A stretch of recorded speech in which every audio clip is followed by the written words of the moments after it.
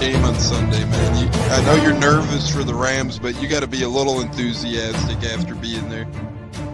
Bro, that game atmosphere was ridiculous. The energy, the electricity. That place was rocking. Anyone was there, and a lot of the Super Bucs fans were there too. Eating bug. Tampa Tones. We are joined by lead goon tonight, host of the Pat and Aaron show of WDAE, Pat Donovan. And it sounds like Stunna is bumbling a little bit. Going to put him on mute for a second until that gets a little cleared. But we're joined by Pat It looks Donovan. like Stunna's hanging out with Cheech and Chong in a car with the windows up or something over there. It does look like we got a little... No, my camera's broke. Howdy ho, howdy hey, how the hell is everybody? Welcome back to another episode of the Buccateers podcast. I am your host, Tampa Tones, alongside the great J-Lo of mine. And, you know, he's like Bubba Ray Dudley. I'm like Devon Dudley. We'll get the tables, we'll put you through them, and we'll smash you up, and that's that. We'll be joined by Joe Berg later. Well, now I'm tooting his horn. He ain't comparable to Goldberg. Well, no, I'm kidding. Joe Berg will be joining us later from Cleveland. We got Christopher Cole saying morning. We got JC Allen saying acknowledge me. It's a great time to talk sports, J-Lo. It's a lot going on. Sadly, some tragic news is breaking at this very moment. We'll get into that here in a bit shortly. Never a dull moment in the world of sports, for better or for worse, sadly. But J-Lo, how you doing this Sunday, brother? Hope all is well with you. Exciting Sunday in the world of sports. Doing good, my man. Happy Sunday to you. Great event last night for UFC. Enjoyed it very much, even though I lost money, but it's okay. You know, move along. You got to move along. You get snake bitten sometimes, but whenever I lose money, I just like factor it into part of my night, right? Like, oh, those beers were 2 for $10. I should have been paying 2 for $15. So the bet really go. You know, you make excuses on why losing money was okay, but as long as you had fun, brother, that's all that mattered. Where were you at? Brick House for it? No, I was at a buddy's house. You know, just watch it over there, low key. You know, Brick House will be here for another time. We'll be bricked up at Brick House before too long, my friend. That's for damn sure. But J-Lo loving the hat too, brother. We'll get into baseball here later in the show. It's a big Sunday for our squads. We'll get into reasons why here later in the program. Got a lot of Bucs stuff to get to, so we'll start with that on the forefront as we always do. But J-Lo, before you know it, Jason Light and the Cap Guru Greeny, Mike Greenberg, not to be confused with ESPN Greeny, but the Bucs real Greeny, the front office Greeny, the Cap Whiz. He and Light are doing a hell of a job, along with all the other guys and gals up there, to get in this underway, to get in this how do you say it? This cap space into a reasonable spot where not only you could sign undrafted free agents, but you could still potentially add at some point through free agency or through trade. The Bucs or you could extend, you could do a bunch of things now. The Bucs are up to top 10 in the NFL in cap space, J-Lo, according to Greg Allman, sitting around $33 million at this point. I'll pull up the list to be exact while we get your thoughts on the situation. But we've talked about cap space, restructuring the past week or two, how this front office is doing a hell of a job.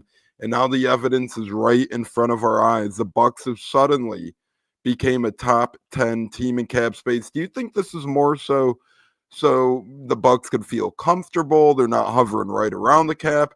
Or do you think this is maybe them smelling blood in the water and saying, even if it's not a prominent name, we still have room to get better, we still have money to spend? No, but first, J-Lo, you got a Florida Gator shout out, brother. Sir, go Gators, man. Just loving the Tony Agolini's a longtime Gator guy. He's always at football, basketball. He's a longtime friend of the show's. No, awesome, man. Sorry to hear that. Go Gators. But I mean, I'm fine with that with the cap, what they've done to create cap space. You never know what could happen in the draft. They might make a move, maybe make a trade for a name we don't know about, and they have the funds to, give him a payday. You never know, but I think it's a wise move. In case the draft doesn't fall the way we want to, then maybe we go out there and go get another veteran in there to put in the room and have enough cap space to do it. No, that's just what they do. They create cap space, make room to bring in talent. Maybe not the best talent, but the right talent for this organization. So shout out to Jason Light and the staff, Greenberg and all them. They do wonders, with the cap. And then bringing in great players, I think, no divas in the locker room. That's number one. You don't want no cancer in the locker room. So for the most part, I trust Light what he decides. And, hey, we got a couple more weeks to go. Yeah, J-Lo, we have a full-fledged show to get to. Jason Light. JC, you're saying link me. Join us on Wednesday if you want to be linked, brother. We're full-fledged into this, my man. It's hard to, always be linking late and, change guides. We got a busy one to get to. You could still join us, but it's like, come on, brother. Let us know ahead of time. We would love to have. I'll send you the link in a second if you do want to hop on. But Sunday FUNDAY, Cleve and me saying, Jason Light also spoke to the media Friday. We'll get it up. We'll get it to that, J-Lo, here shortly. And I want to get into one thing he mentioned on Friday: potential Zyon and Goedeke extensions.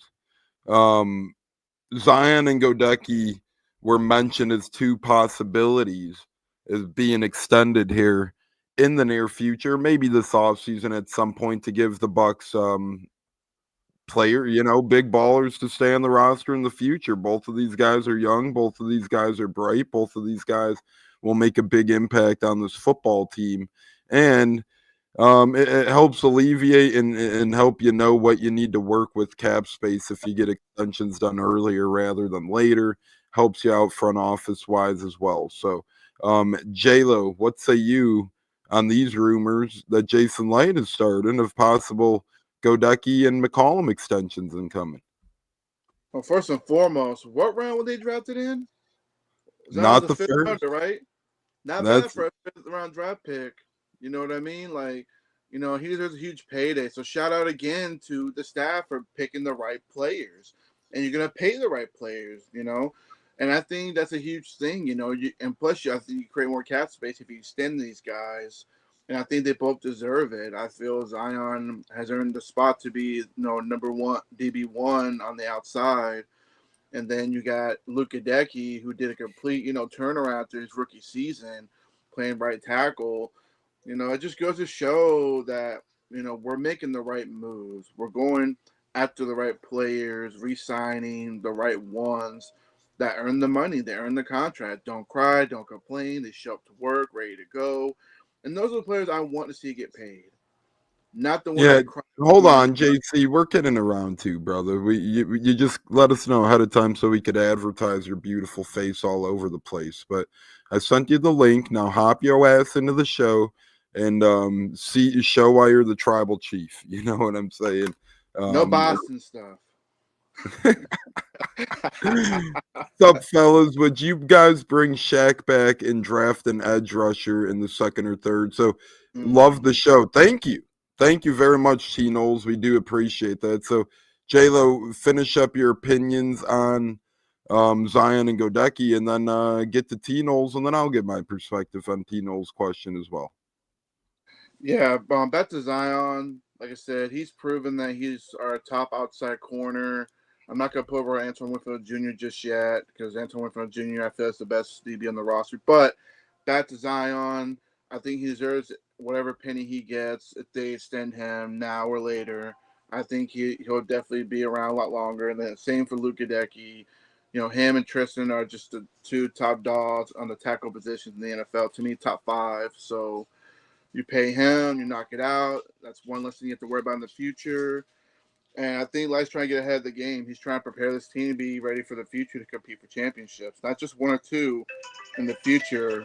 So, anyway, but for the most part, for what T. Knowles is saying, I don't see the thing. I don't see What Shaq do you coming back. wanted for something back there? Your No, I alarm put it on going? silent. That's just annoying me, distracting me. But anyway, but back to T Knowles' question. Shaq Barrett, I can see it coming back if we didn't go edge in the draft. I can see that happening.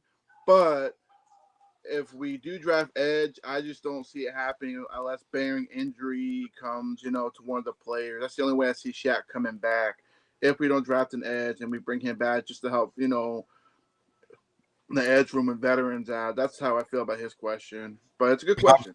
Pops texting, I would give Shaq an incentive laden deal if we can. You never know. I wouldn't mind something like that either with a guy like Shaq, right? Maybe you give him 1 year with the base of a couple million, but he could earn up to 8 to 9 million if he does X, Y, and Z. The thing with the Bucs now, I think they're in a beautiful spot, truly, since they've addressed plenty of things throughout the free agency period. And reminder, every Wednesday night, J-Lo and I give you guys our mock drafts for this Tampa Bay Buccaneers ball clubs. We're going to do our next 2 picks. We've done our first 3. This coming Wednesday will be the next 2, and then the last Wednesday will be the last one to round it out. So be on the lookout for more picks this Wednesday, 6 o'clock Eastern, by J-Lo and yours truly. So far, J-Lo has Malachi Starks, round 1. Chris Paul Jr., round 2 from Ole Miss. Malachi Starks, DB from Georgia. And then Alec Aomaner, round 3, wide receiver. And then I got Jihad Campbell, round 1 from Alabama. I got Landon Jackson, round 2 from Arkansas.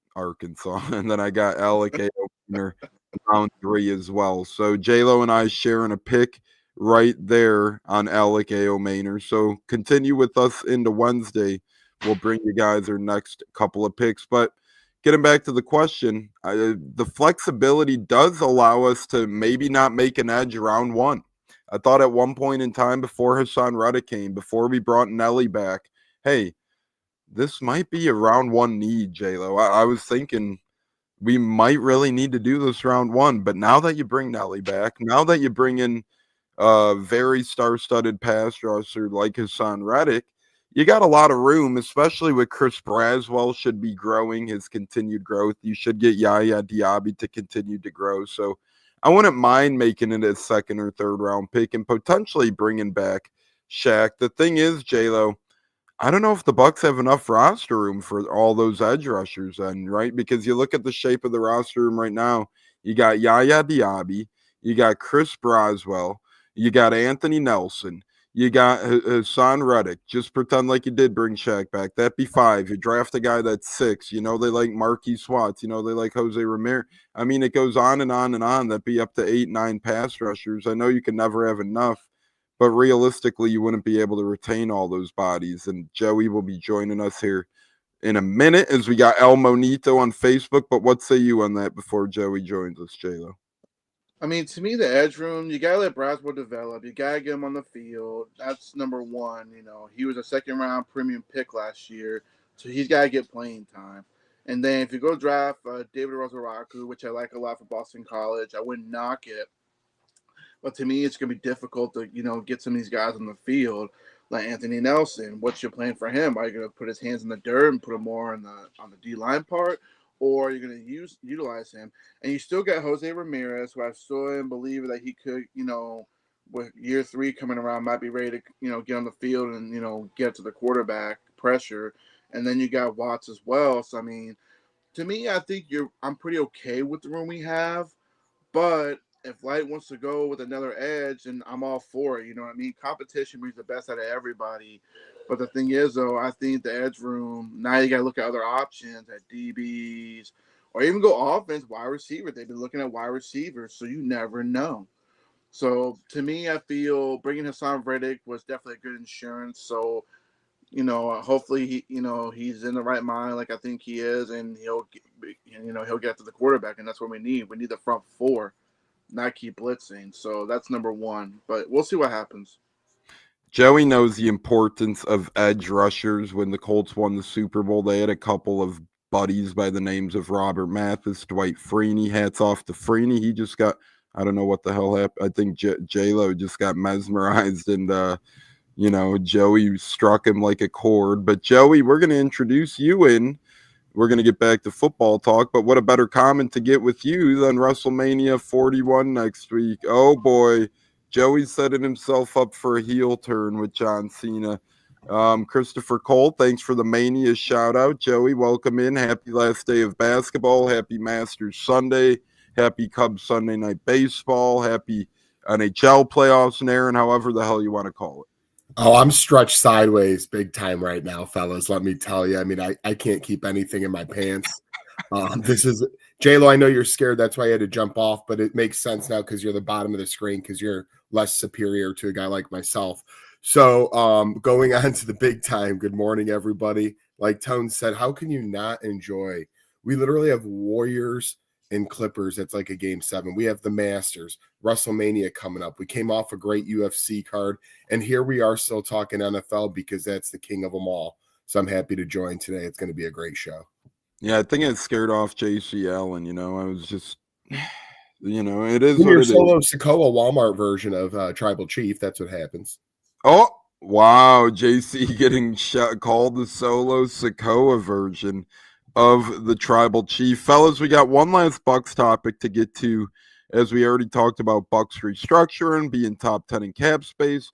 Jason Licht spoke to the media Friday about potential Zyon and Goedeke extensions incoming. I want to get to one last stat, which is a pretty crazy one because the Bucs are the only team to accomplish this feat. All 38 of the Bucs 1 through 6 round picks from 2019 through 2024 were rostered throughout the NFL last season. They're the only team to have that stat. That just goes to show whether it's in Tampa or somewhere else, the players Jason Licht are selecting are sticking around in this football league. They're sticking here to stay. No other team could say that. J-Lo, will start with you. An ode to Jason Licht. This guy turned the franchise around, and that's probably the only good thing Lovie Smith ever did for the Bucs, is he helped bring Jason Licht to Tampa Bay as a general manager. Because remember, the Bucs gave Lovie Smith the keys to the kingdom. They said, we want your help on the GM search. Him and Jason Licht had ties. He wasn't the final decision on why they hired Jason Licht, but he was a helping factor. Ever since then, J-Lo, Jason Licht really took off. I mean, he made a really great, bold move with selecting, whether you liked him or not, Jameis Winston was the right pick over Marcus Mariota that year. He picked Mike Evans with his first ever pick as a general manager for the Bucs. He brought in Tom Brady, Rob Gronkowski. So whether it's drafting or signing players, this is an ode to Jason Licht, man. All of his players from 19 to 24 drafted 1 through 6 round-wise are NFL rostered. Yeah, I mean, shout out to him. I mean, he had a rough start, but every GM has a rough start, when you're brand new. Rough start, his first pick was Mike Evans. Well, what I'm saying is, certain players he brought in. Record-wise, yeah, I know what you mean. That's what I meant. But, yeah, but shout out to him. He knows what he's doing. He's got the right staff in the office that knows to look for the right players. Maybe not everybody sets these players, but he knows how to pick the right players.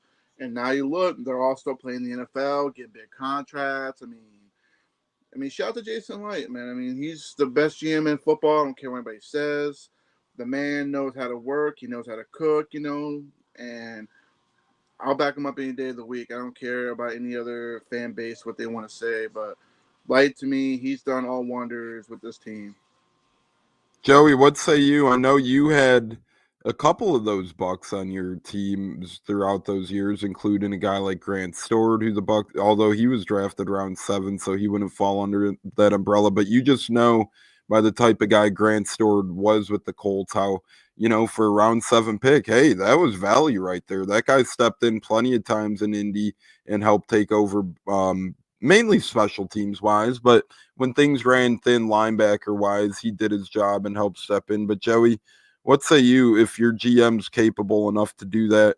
Do you see that with Chris Ballard? They put another vote of confidence in him. To me, he's been a little lackluster draft-wise the past handful of years. What say you when you see a stat like Light? Do you still have hope for Chris Ballard as a Colts fan?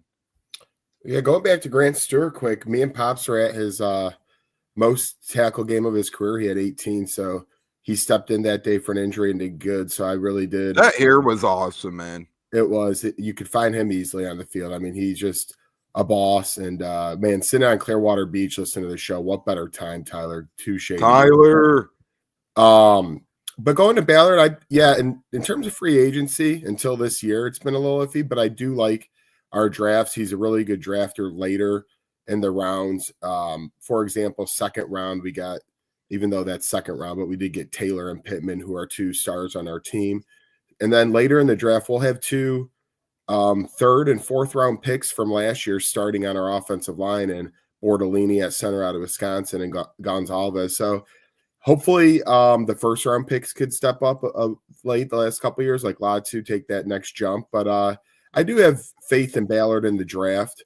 Not as much, obviously, maybe as a Jason Light, but Chris Ballard, that's one thing, especially later in rounds, maybe not always getting the top guy at the top of it, but he always adds depth, and they usually stay on the team because a lot of our starters return most of the time. But it's really good when you could build through the draft. I mean, obviously for cap space reasons, number one, but also just to be able to home grow players instead of overpaying in free agency. To me, it's the whole key to get the kingdom rolling for a team, and that's what Jason Light seemed to do. You start in the draft. Free agency is nice, but you start in the draft. Exactly, and that's where you build is the draft, right? You build in the trenches. Look at what the Bucs have done. They added some core pieces through the years.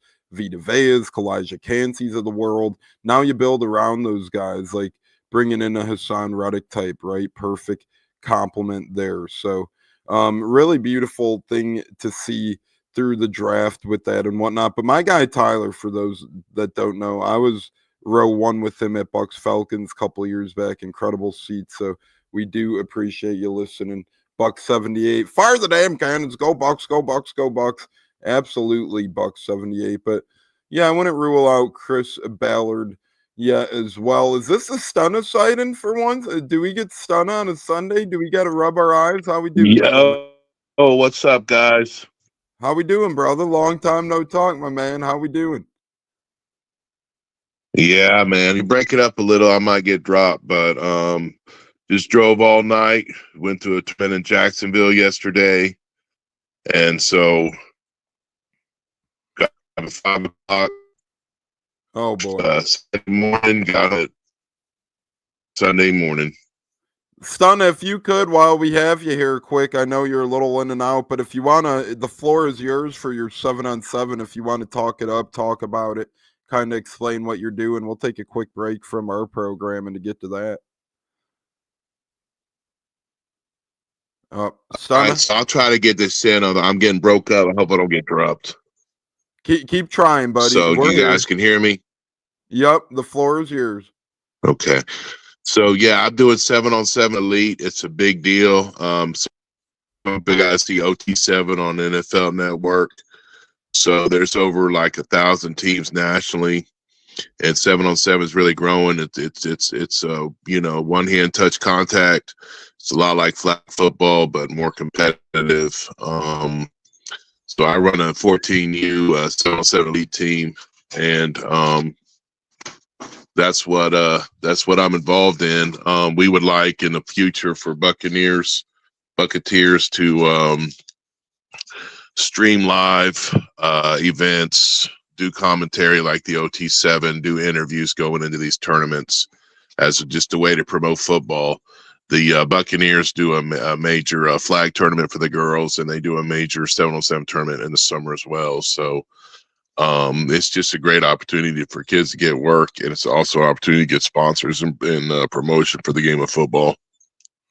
Yeah, we love keeping the youth in football. I can see it right now. Joey, me, and J-Lo making a little broadcast team down there. It's like itchy and scratchy with overtime. But we love that, man. We love that you're a head coach here, high school coach. You just keep the game going. That's awesome stuff, brother.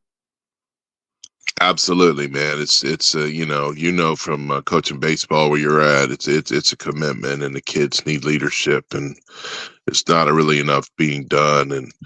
And yes, I'm trying to get some more things established. Like every year we grow up more and more.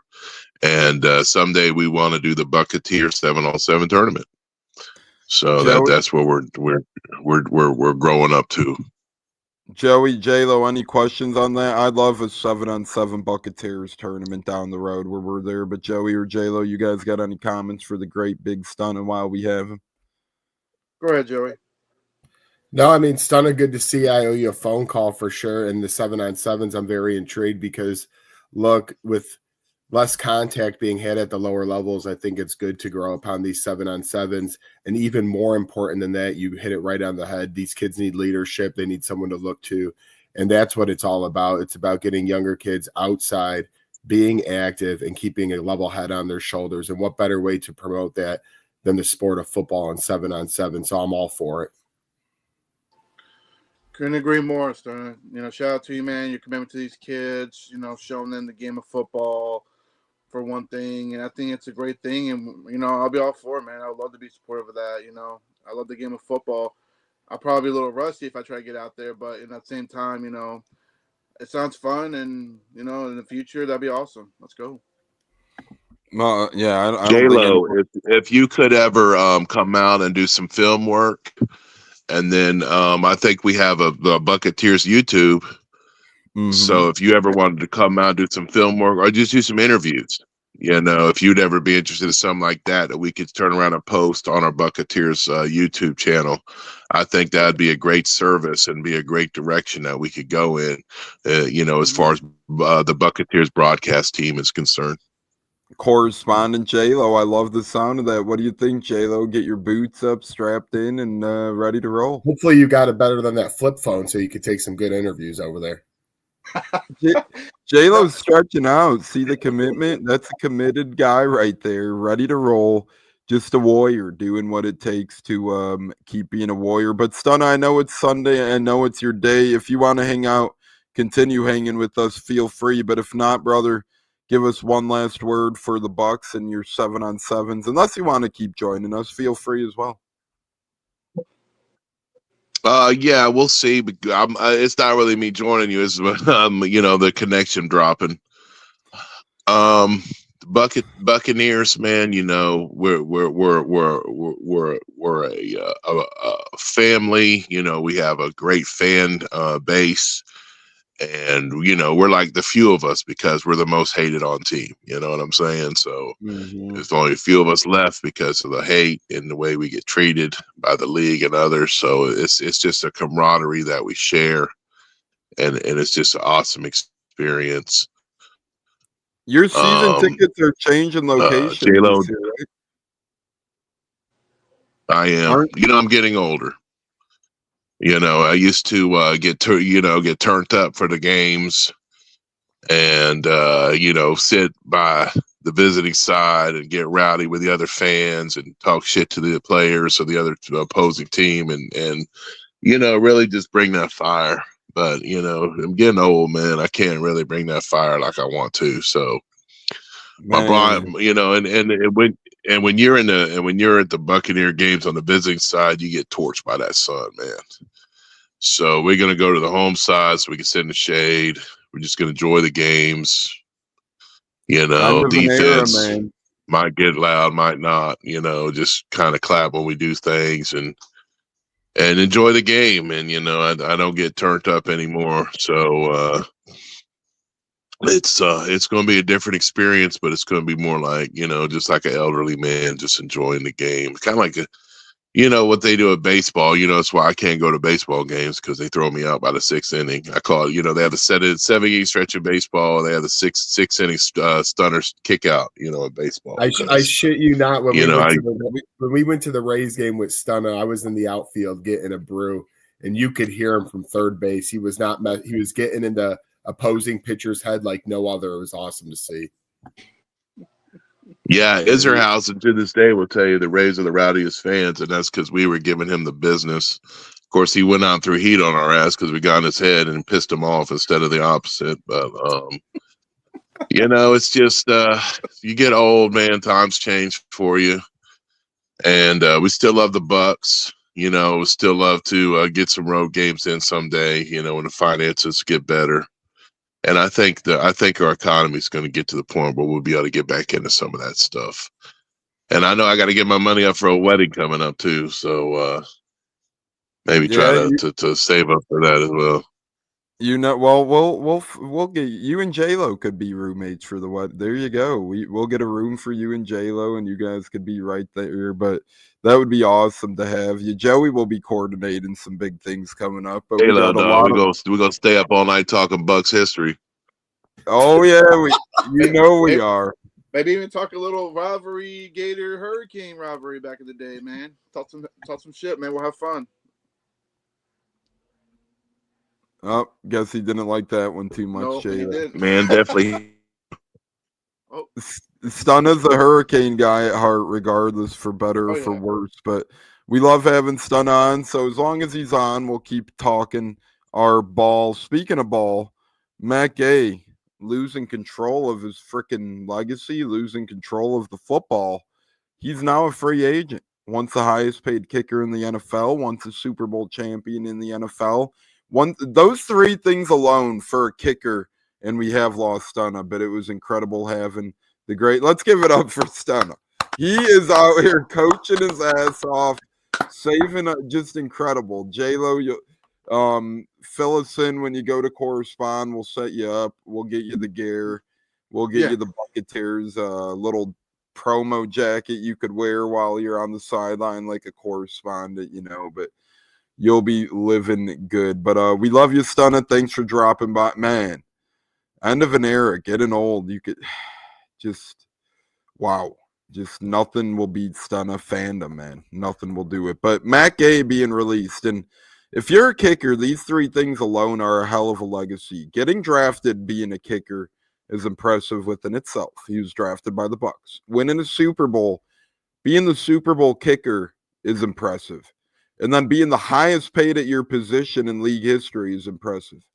Matt Gay has been all those things with three different teams in his life. Very weird career, right? How are you all of those things with three different teams? Very weird, very bizarre, very inconsistent, but I'm sure he'll be gobbled up shortly by another team out there. It's not like he was awful with the Colts, just not worth the money. Joey, you're the Colts guy. What's the world of Indianapolis saying? What are your thoughts on Matt Gay? Would you consider that signing a flop? Well, first off, I mean, Undertaker retiring was like Stunna leaving the opposing sidelines. That's how deep that is, because I know those road teams come in and he made them not happy during his heyday. Just ask Kirk Cousins. Exactly. Kirk. He had a meltdown with Stunna over there, man. So that was that's legendary. But I'm Matt Gay. Listen, if you really break down the statistics, from 50 in, he was 98%, but from over 50 yards, if you do not count one game against Baltimore 2 years ago where he went 5 for 5 from 50, he only kicked 40%, 45% from 50 plus.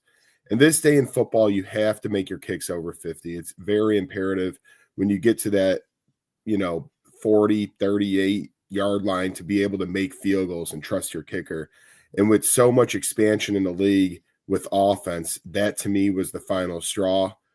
And I mean, if I want to be blunt, he stunk for your team. He stunk at times for my team, and it's great he won a Super Bowl, and it's great. He did a lot of good things with the Rams, but guess what? That didn't help us. So at the end of the day, I liked him. He was a little soft.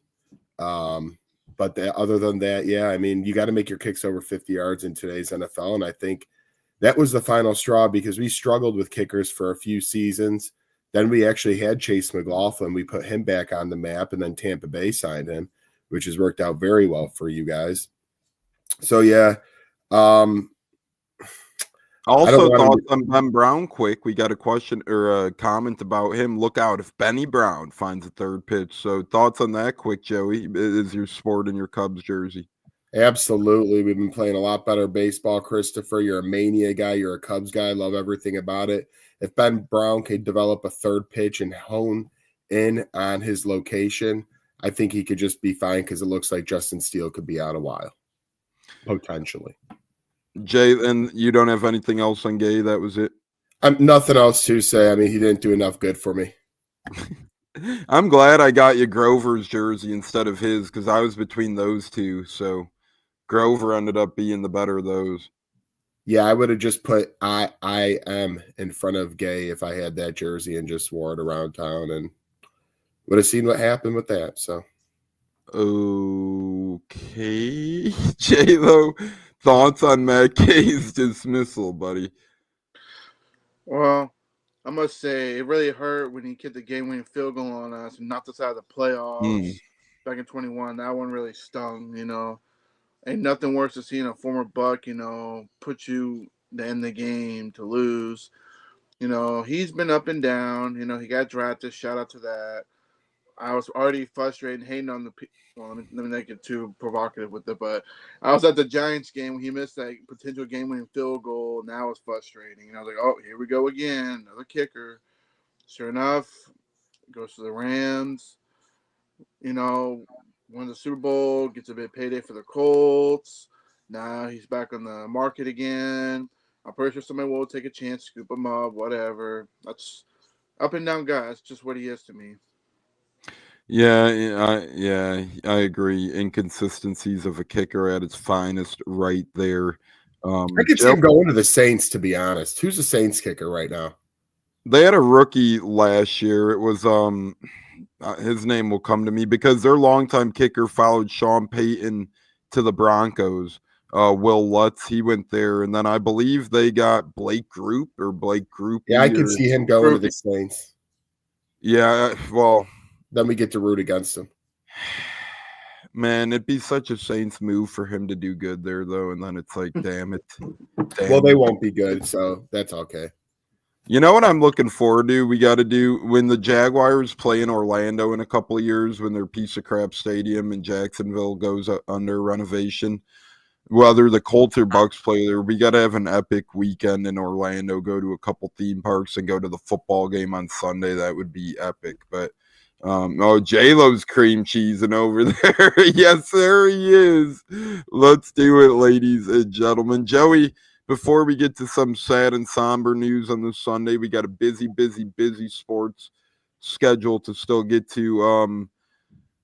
Again, JC Allen went MIA, Stunna dipped out, but that's okay. J-Lo, Joey, and me here is the great A-Cats gives his thumbs up and hello to the listeners as he's munching on Bob Evans right now. The man, the myth, the legend, Bob Evans. But Joey, lastly, we'll only get one more of these from you unless you join us on our Wednesday draft special. What are the words around town for the Indianapolis Colts?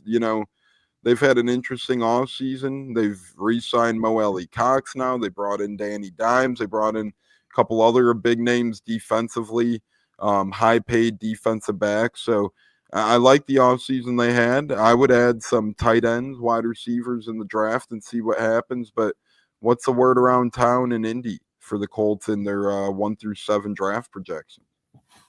Feeling pretty good. Obviously, it comes down to the quarterback position, but outside of that, you hit one right on the head. Tight end, we must draft. And even with Mo Alley, right? Give Colts fans a reason not to die of a heart attack right now. Mo Alley's awesome. He gives you one great catch a game. He's like Udonis Haslam when he was with the Heat. Yeah, he's a great blocker. You want him in on running plays, so you always want him as your 2 or 3 tight end, but we need an established one, and I hope we find that on day 1 or 2 of the draft because we really lack in the tight end room. Finally, Granson went off to Philly, so we're okay with that. I also say Trey Hendrickson rumors are not dead, as it seems like he is not being able to find his way. So I could see, I'm not saying he's with the Colts, but I hope so because there's a lot of links there, but I could see maybe a draft day trade there, but I do overall like what the Colts have done. I really need to see a tight end on day 1 or day 2 to really fulfill this offseason for me. And then it's all about Richardson, as we know. He's working harder than ever right now. He's trying to follow what Josh Allen did after year 2 as well.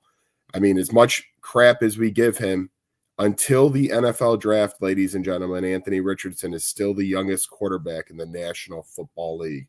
We cannot forget that. So hoping for the best, because if Richardson does well, coach is back and GM is back. If he doesn't do well and Danny Dimes plays like usual Danny Dimes, we'll probably be doing a new coach and new GM this time a couple months in the past next season.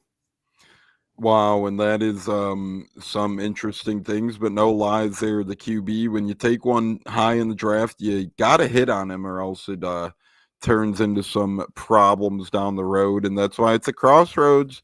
I mean, I have a Richardson shirt I got for Christmas. I'm ready to rock and roll in that bad boy this year. I'm not ready to put the Daniel Jones duct tape over that. Let the haters hate. Let the haters hate. They can just have it right now. They could eat their cake, but when Richardson starts balling week 4, don't come crying. Still join. Yeah, I agree. I think he's going to have a great bounce back year if he stays healthy and if the Colts get him some weapons. I see Ty Warren getting drafted as high as 5 now in some mock drafts. So, Joey, you want the Colts, or for the Colts, you want a lot of QBs to be going early. Now, this is a year where maybe a couple of them fall, but the more that go in the top 10, the better for the Colts. You want all the quarterbacks. You want Ward, Sanders, Dart, Milrose somehow all to go early. Right now, I can't get a good feel for the QBs in this year's draft in terms of draft spot. I think they're going to fall, if anything. I think that we're only going to see one top 5 QB taken is my prediction. I think the only QB taken in the top 5 will be Cam Ward. Is a Godfather. Says, nice seeing you guys again. Yes, sir, Godfather. Happy early Good Friday and Easter to you. Happy last day of the NBA season to you. Happy Masters Sunday. Happy World of Sports Day. As the White Sox are looking to complete a sweep today, that would be nice for you as well. But, Joey, I think QBs are going to fall a little bit more, but we'll see. I think it's going to be more like a 2013, 2022 first-round type of QB draft where, you know, you only get 1 or 2 taken in the top 15 or so. But I think Colts will get a tight end no matter what. Wow, Christopher Cole saying Dart is better than Sanders. There we go. So opinion right there. But I think the Colts will be fine. They'll get a tight end, whether it's they'll get a Big Ten tight end. Picking at 14, what would you say? So you're probably thinking 1 or 2 quarterbacks before that. I think potentially it could go up to 3, but it looks like 1.5 would be my over-under by pick 14. Yeah, I agree. I think Cam Ward is 1. I think Shedeur Sanders is 9. And then I think you could pencil in Milroe and or Dart for pick 16 through 32. I think if that's the case, I think Colts will get Loveland. You know, I just if the QBs don't go high enough, I think teams that need offense, you know, they see what the Detroit Lions did with Jahmyr Gibbs and Sam Laporta types, and they're going to be trying to get, you know, I'm scared of the Jets because they need a lot of help for Justin Fields. They have a good receiver, Wilson, his connection at Ohio State, but I am afraid that they could take Warren early in the draft.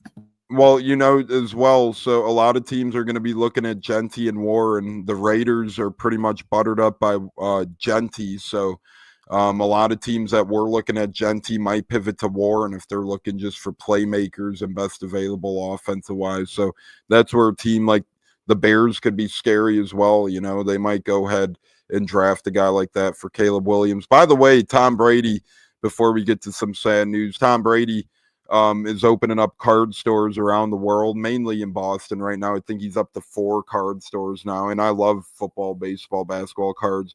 He was actually opening up football packs of cards yesterday. He opened up a Caleb Williams rookie autograph, and right after he opened it up, he FaceTimed Caleb Williams and was like, "Hey, Caleb, is this a good one, brother?" I have no idea. And Caleb was like, yeah, that's a good one. That's a good one. So every Sunday now on MLB Network, they have baseball players and their card collection. So I just love seeing the modern day players more and more so collecting cards. It's a beautiful thing to see. Rangers third baseman talk last Sunday, Josh Jung, on how he collects him and his brother Jace Jung. Now you got Tom Brady collecting Caleb Williams. So cool stuff there. Sadly, it's not all always cool in the world of sports. Sad stuff today.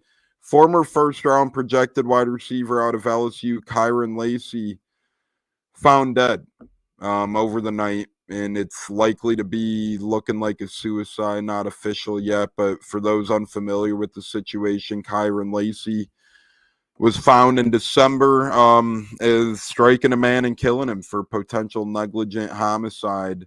and he was driving. We see this time to time. We saw it with Henry Ruggs, saw it with a couple other receivers, and it's always the damn wide receivers, it seems like. But Kyren Lacy sadly killed a 78-year-old man, was facing probation or jail time, was still maybe going to be a late round pick, but maybe a UDFA once a first round pick.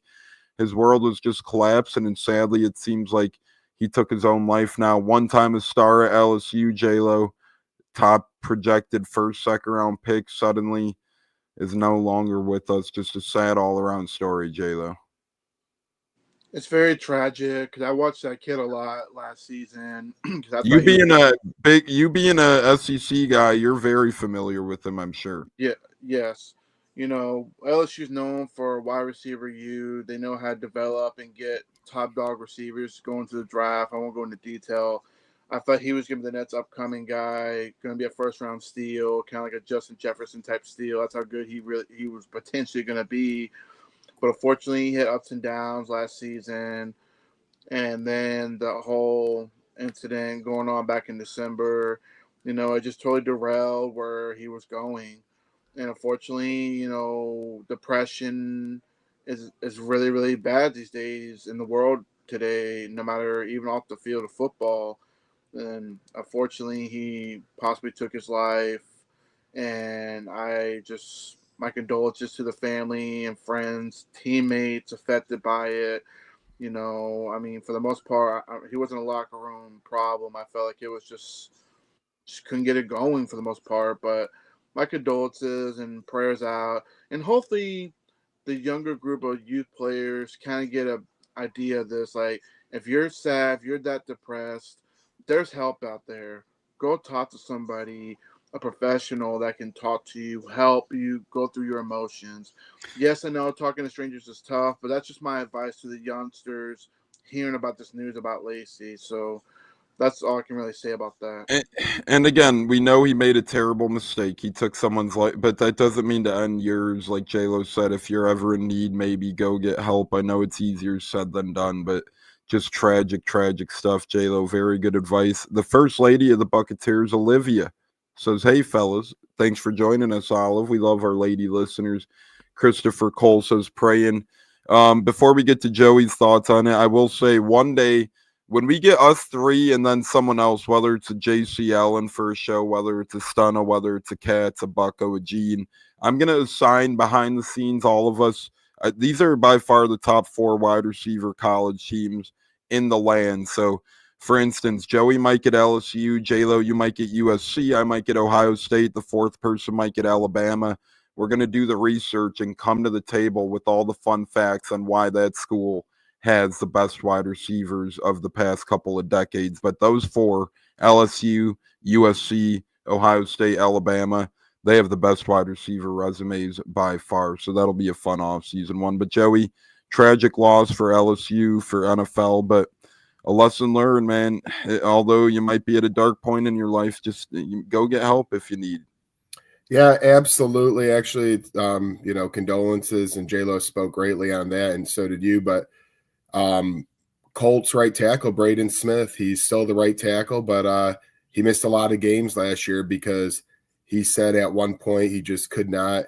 He didn't care about football or his family or his kid, and his wife kind of noticed this, and they sent him to Colorado to get some help in other places, and now he's in a very good spot again. They came out with an interview, and he will be the starting right tackle again, and God bless, because he's a great person and he's a warrior. There's been many games where Braden Smith has been injured to the point where he can't even walk after games, and the dude just goes out and get it done. So I'm glad sometimes you see that. Colts do a big thing called kicking the stigma. It's one of the biggest NFL, you know, places for this, where they really preach on helping people out and getting people mentally right. Shaq Leonard was a big part in his day. Chuck Pagano. There's so many people that they did this actually this past weekend with Kicking the Stigma, led by Pagano and others as well. So it's a great event, great charity, and always help those out there, because you never know, from athletes to the, you know, 5-year-old that's just playing around. You never know who could be struggling. So prayers out to all. Yeah, a couple examples on, Tampa locals' behalf, and then we're going to move on to another troubling situation. But Vincent Jackson, look at him. Rest in peace, man. So sad there. This is a guy you would have never expected anything wrong. Vocal leader in the Tampa community. Hell of a player on the field, retired.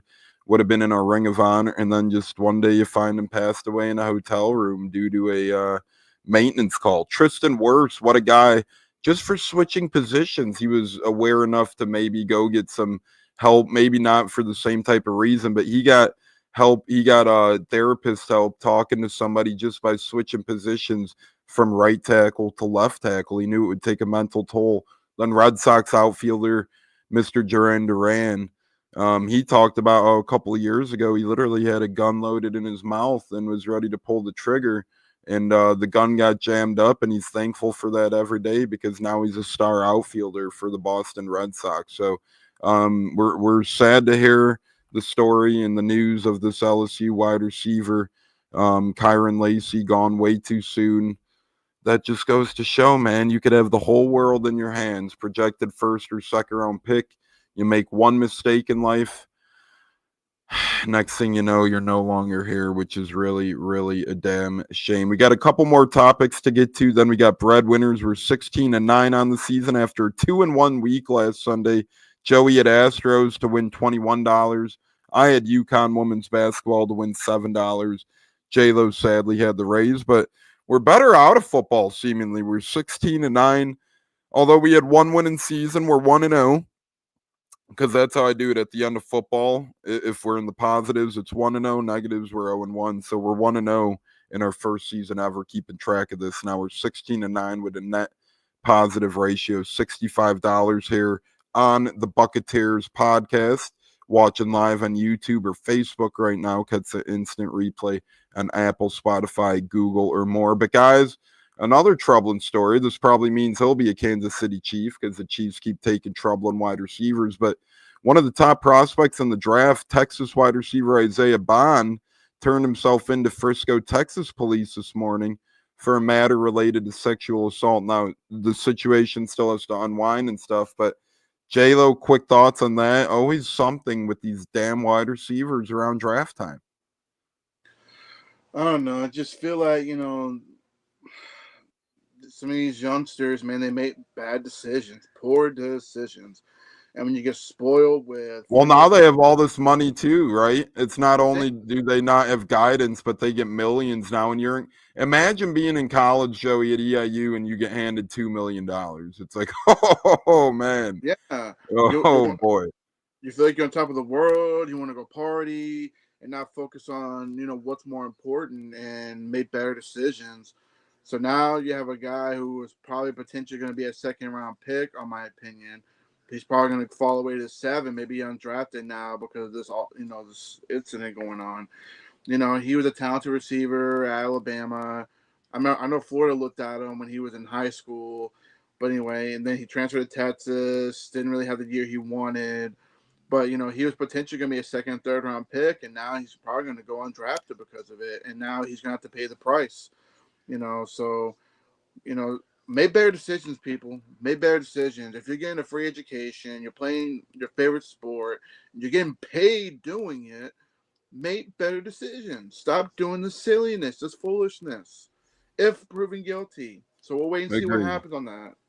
And look, the past couple Xavier Worthy stuff, Rashee Rice stuff. I mean, there's so many examples of these wide receivers. The one we mentioned earlier, the Raiders cat, drawing a blank. Henry Ruggs. Yep, Henry Ruggs. Thank you. Mentioned him earlier, but these young Kyren Lacy, sadly, rest in peace. But these young wide receivers just making these mistakes. Joey, if you're a general manager in the draft, what scares you more, off the field concerns or injury concerns?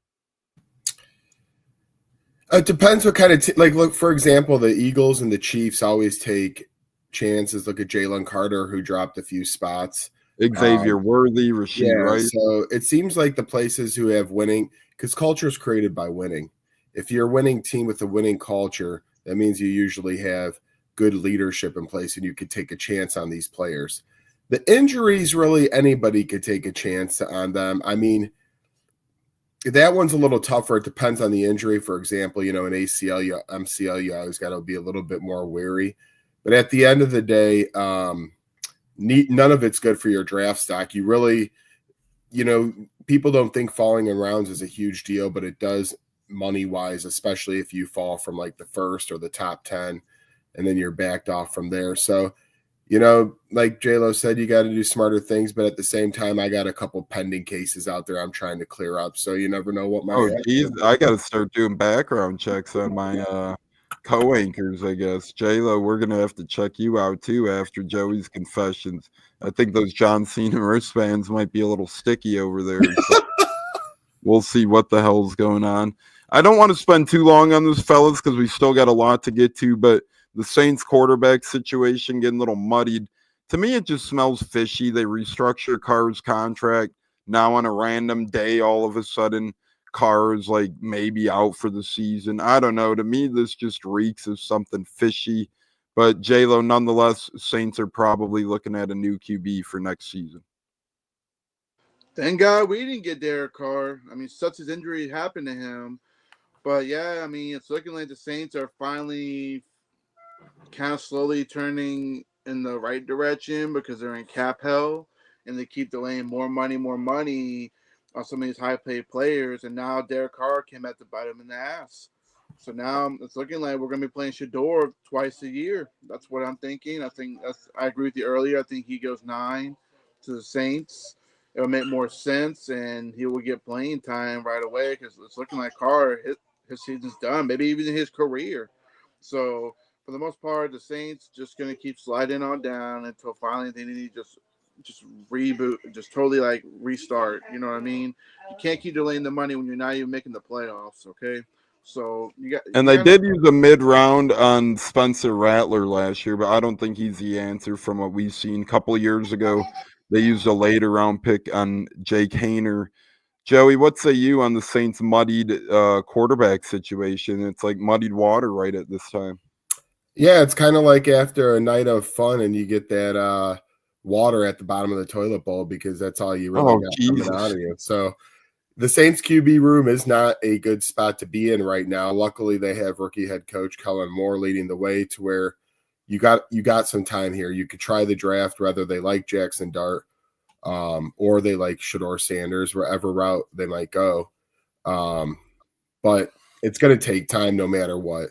Their offense is getting a little bit older. Kamara is not getting any younger by any means. Their wide receiver room has Olave in that, but injury issues there. So to me, Kellen Moore is going to have to really show himself these first, not that he'll get fired, but just to put some decent offensive product on the field because it could be tough to come by. Like you said, really, I mean, the Spencer Rattler game against Tampa that you were at was kind of crazy, right? They had some. That was Spencer. It was a momentum wave of a lifetime, man. It was like the Bucs started with 3 touchdowns and the Saints took the lead, and then the Bucs killed them. Yeah, that was just him in a nutshell for his career. I don't think he's more than a backup. And to Christopher's point, hope the worst for the Tennessee QB. He's a loser. Hope he doesn't end up on any team I like. And just really hope he sucks next year and never plays in the NFL. Holy shit. J-Lo, quick thoughts on Tennessee QB before we move on. No, I saw that yesterday. It was announced that they couldn't come to a contract agreement because that's where we are right now in college football is that stupid NIL deal, paying these players all this money. Long story short, the guy is average at best. He's not elite to me as everyone thinks he is. I remember watching him against Florida, and he looked like crap. He didn't look like this 5-star elite quarterback that they're making. Dave Portnoy posted an epic video of him saying this guy's always been about business decisions, and it was like the last play of the game, and he just ran out of bounds. Exactly. I mean, he's going to go to a big university. Someone's going to pay him, give him the booty, whatever. But to me, he's average at best. He's not going to be an elite quarterback in this, in the NFL. That's just how I feel. I watch him against other teams too, and he's not that good. So now he's going to go somewhere else and probably have an average year wherever he goes, Colorado, USC, whoever wants to go after him.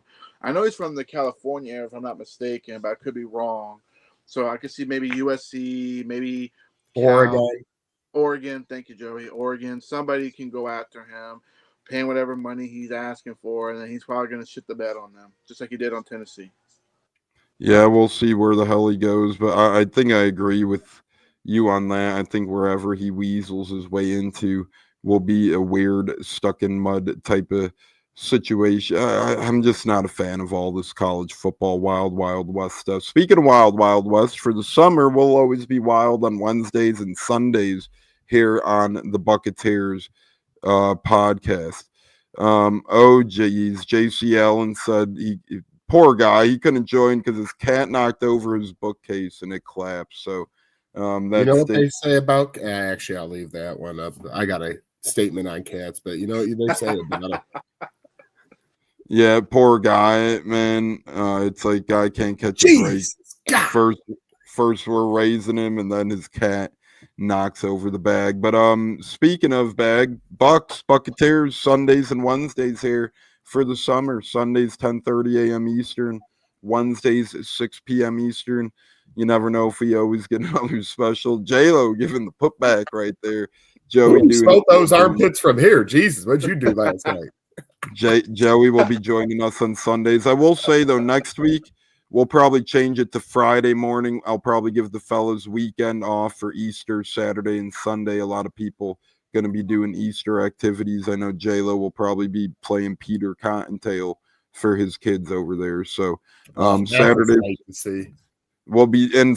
I want to get to WrestleMania predictions and stuff, too. So I want to get Friday show in if possible. We'll talk about that there. But other than that, guys, Masters Sunday, out of the top 6, Olive being vocal in text right now, but can't share with Olive texting into the show. It's a little rated R, but out of the top guys right now in golf in the Masters, McIlroy -12, DeChambeau -10, Connors -8, Patrick Reed -6, and Aberg -6. Joey, who do you like taking the cake after today? Oh, Pops and I are fully invested as you are in DeChambeau, so that's where I'm going with my heart and my pocket. Rory's known to choke. If you like chokers, just look at 2011 Masters where he was going into the lead. He lost it there. Players Championship last year was in it, lost it 2 years ago, the Open.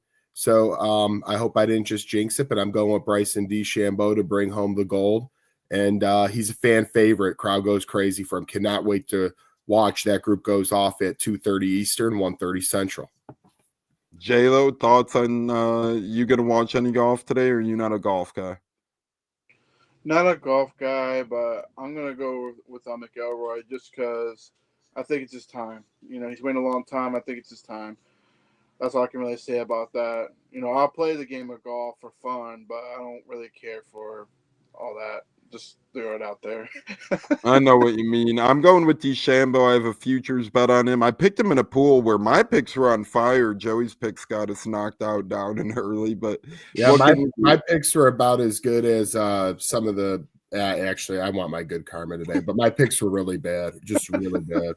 Hey, it happens. And you always call me out for it. So I mean, don't say it happens. You always fucking call me out. Excuse my language. I'm impressed by Patrick Reed, though. We had him in one of our. Not saying he's going to win today, but he's had an impressive round, -6. I'm impressed with how Patrick Reed's been putting his performance together. These live guys, they could hang with him, man. They're proving that. That's all I'll say is if you're an PGA only type guy. The live proves day by day they could hang with these guys. But I made a futures bet on DeChambeau before the thing started, so I want him to win. That's for damn sure. Other than the Masters, ladies and gentlemen, we have a lot more to get to today as well. Lightning and Bulls are each going to be playoff bound. J-Lo, Lightning 3 regular season games left. Joey, Bulls 1 regular season game left. Going to get your takes on both. Joey, Bulls last regular season game today, noon Central, 1 Eastern, and then playoffs start Wednesday, home against the Miami Heat for the play-in series. What say you on the fate of this Bulls, Joey? Getting some Giddy and Lonzo Ball news in as we speak. Yeah, we're automatically the 9th seed, so just sit everybody today. You're playing Philly. You're not playing at home. No need to get any injuries. We're already worried about Giddy a little bit. Wednesday's the big one against Miami. Never liked Miami since, LeBron went there. So really hope we can beat them like we did last week and move on to the actual playoff eventually. So go Bulls, big home game in Chicago on Wednesday. Hoping we can extend that to the full playoffs at some point here. J-Lo, you're going to get the Lightning side of things. 3 regular season games left for them, I believe, including today against the Buffalo Sabres. By the way, we're not Sabres guys after they did our buddy Uncle Bogus. Coach Granato got fired for no reason, so we're off the Sabres train. But J-Lo, what say you on the Lightning and their – what happened? Could have been a reason, but, well, okay. There we go. Heel Joey today. There we go.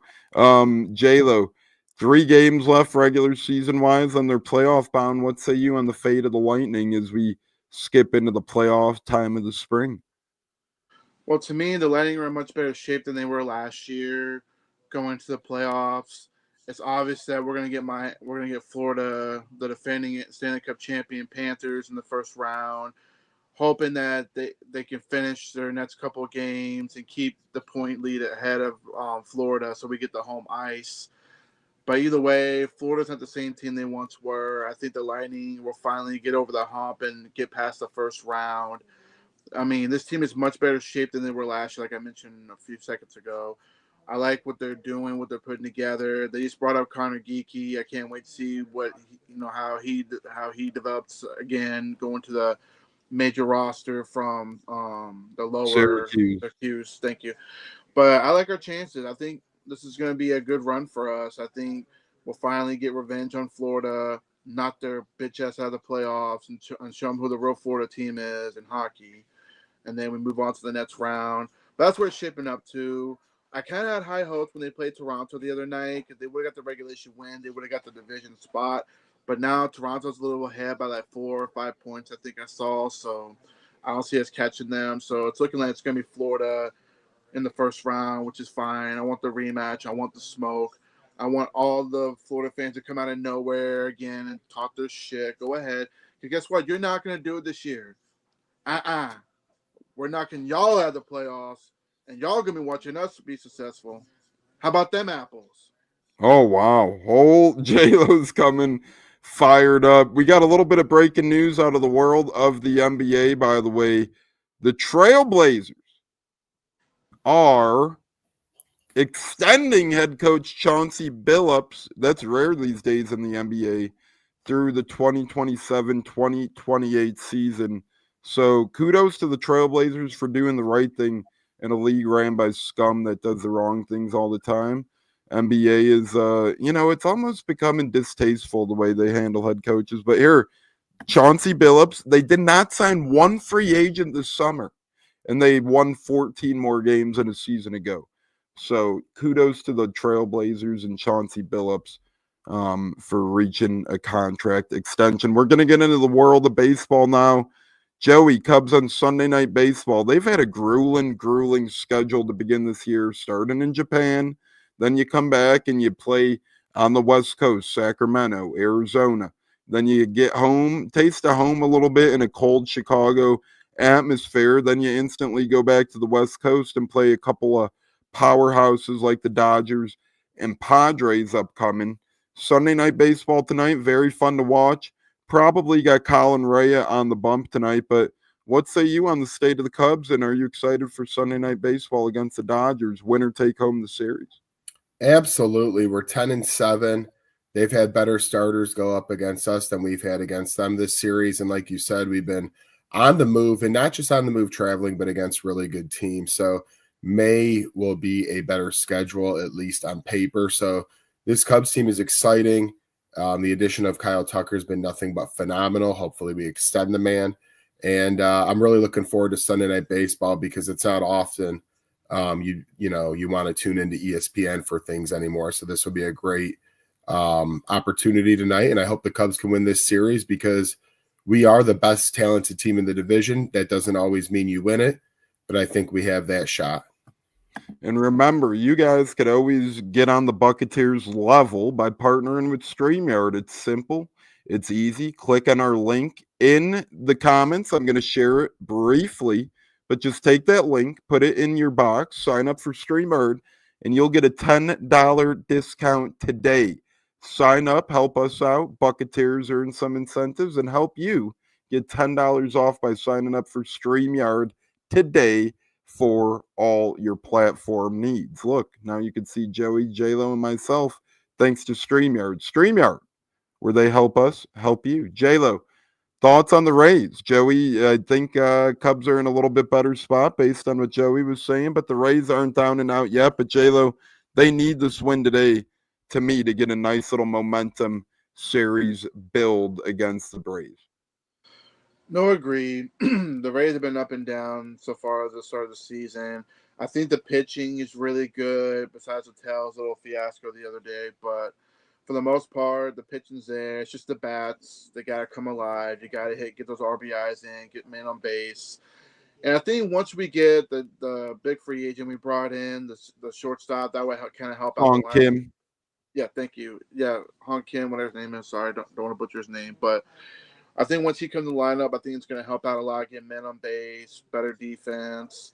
But I do agree, even though they're playing against Chris Sale today, and he's always been a nightmare to the Rays from Boston, from the White Sox at the time. So it'll be interesting to see how that goes. But we got Shane Baz on the mound, who's off to a really hot start. I think he's done a great job so far.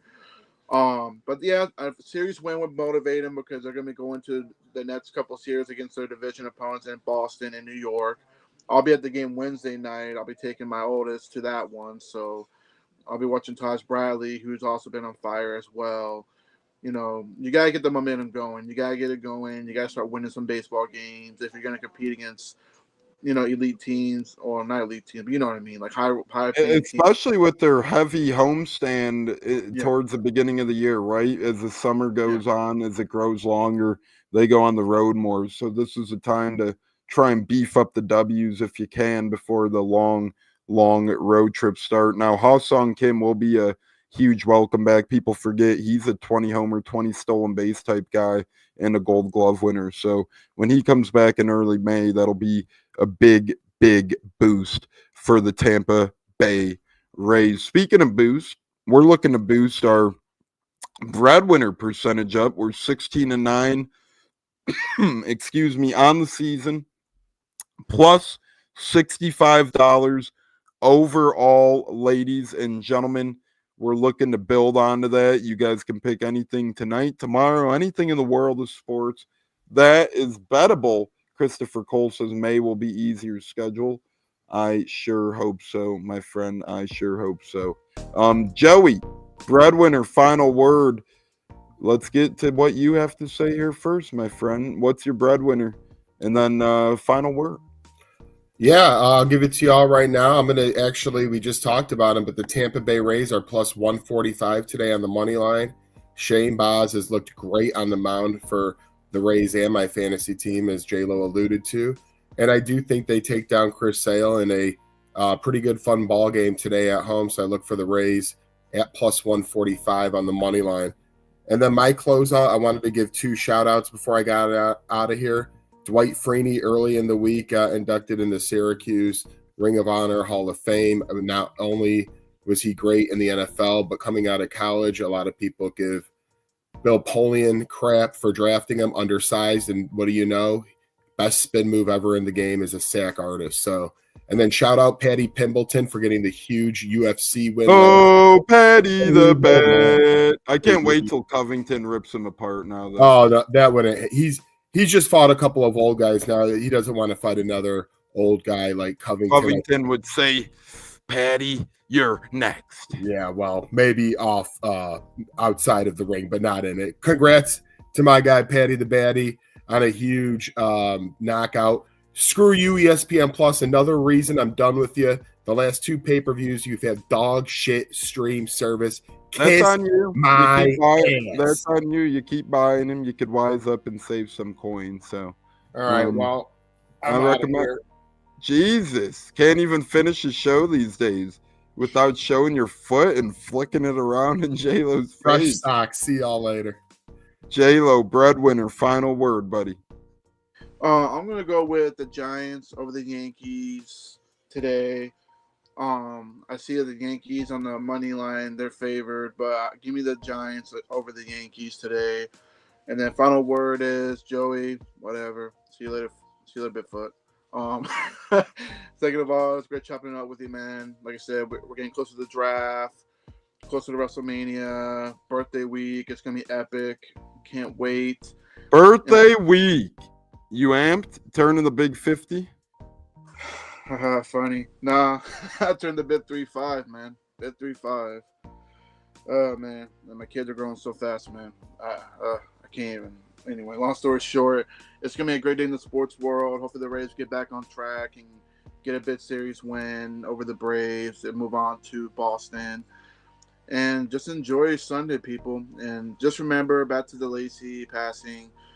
If you're that much in depression, that much in denial, just go talk to a professional. Talk to somebody, or go to somebody that's so close to you can talk to, and just try to make a better decision. Because yes, life can be really rough, a real pain in the ass, but there's people that love you and they are really torn today and grieving over a loss of maybe a great human being who made a mistake, but at the same time, maybe something could have been different. But that's just my thing I want to throw out there as a medical profession. Yeah, I couldn't agree more with you, J-Lo. I like your Giants pick. I'm looking for a breadwinner here myself. NBA is tricky today because every team plays, but it's one of those things where a lot of people are going to hold people out and stuff to that nature. So give me the Lightning over the Sabres tonight. I like the Lightning at -280.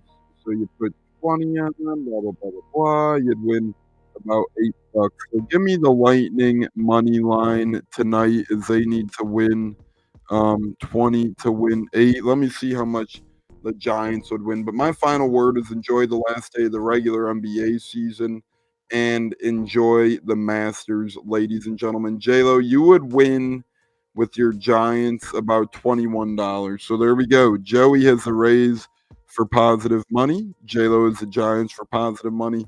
I am taking the Lightning. But enjoy your sports day, ladies and gentlemen. Last regular NBA season day. Hockey nearing the playoffs. MLB Sunday. Cubs on Sunday Night Baseball. Masters Sunday. NFL draft news keeps coming. WNBA draft tomorrow, I believe, as well. So that'll be interesting there to see. It's always fun to see who the big names drafted are. Let me see when that is tomorrow. WNBA draft is Monday, April 14th at 6:30. So yes, that is tomorrow, 7:30 Eastern, 6:30 Central on ESPN, the WNBA draft. Ladies and gentlemen, until next time, Wednesday, 6 o'clock Eastern here in the Buccateers, J-Lo, Joey, Nip, Stunna, and the rest of the crew is out. And we thank you very much for joining the show, ladies and gentlemen. Until next time, fire the damn cannons. Go Bucs, go Bucs, go Bucs. Always a fun day on Sunday, Fun Day.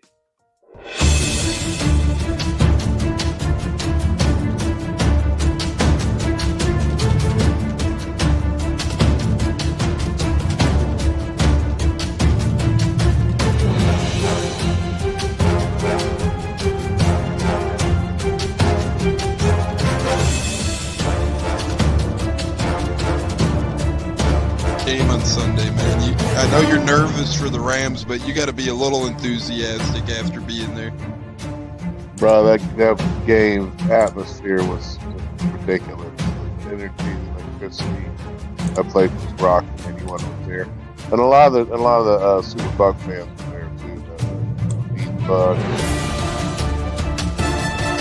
Tampa Tones. We are